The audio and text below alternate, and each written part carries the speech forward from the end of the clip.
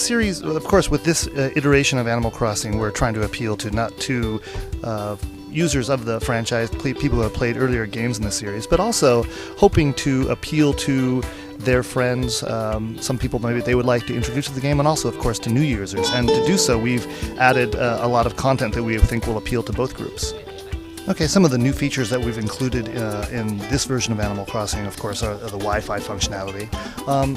In addition to that, of course, there's the new city area, which is a separate area outside of the player's town, which they live within. The city area is some place that the characters or the users can go when they feel like sort of stepping out, so they can get dressed up to go out, and it's sort of a nice feeling of, like I said, just stepping out onto the town. They get on the bus and go into this new area, and while they're there, there are a variety of activities that they can take part in, and one of those is there's a theater where you can go and you can meet characters that you don't actually meet within your town. And within the theater, there's a character that teaches your player new emotions that they can use throughout the game and sort of liven up their interactions with other characters and other human players as well.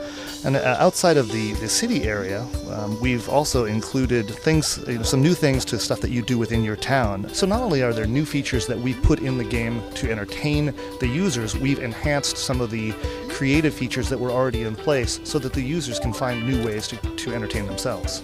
In regards to controls, yes, you're correct. There is the Wii plus Nunchuck set, and there's also the Wii Remote Standalone. Now with the Wii and Nunchuck combination, you'll use the Nunchuck to do most of your actions in the field, moving around, interacting with other characters, picking up things, any of the actions you do on the actual gameplay field. Then once you go into your menus, you'll use the Wii Remote and the pointer functionality to do your controls there. Of course, you can use the Wii Remote Standalone to do everything as well, and that, of course, is just mostly a pointing, using the pointer for your main control. There is no GameCube controller support. Now, in regards to the USB keyboard, yes, that does work with this, so it does make messaging simpler for those people who like using keyboards.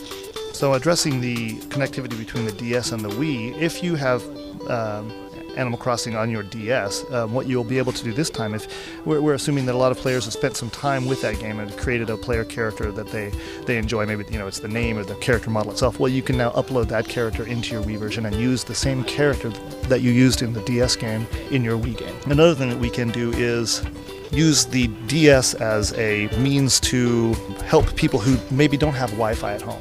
When you take your character data over to a friend's house via the DS, you're not using the DS to do any sort of controlling. And you will be able to then play in that person's town on that person's Wii, but you will not be playing together. To get 2 people or 3 people, or as we saw 4 people in our video, that is only via Wi-Fi only. So if I'm taking my character data over on the DS and then playing on that person's Wii, I will be visiting their town on my own.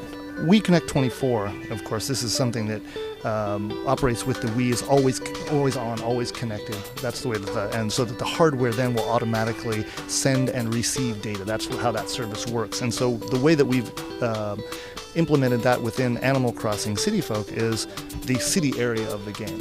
That is a place that you should consider a common ground for people who have become Wii friends. So people who have become Wii friends will go into the city area and interact with things there. For example, there's the auction house. So that data is then sent via Wii Connect 24 automatically back to your hardware.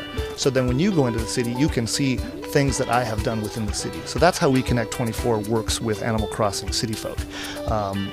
And it's all done automatically. While I can't announce a specific launch date, the game will be out this holiday season, so we hope that everyone looks forward to it, and we think we'll be delivering a great holiday present for you.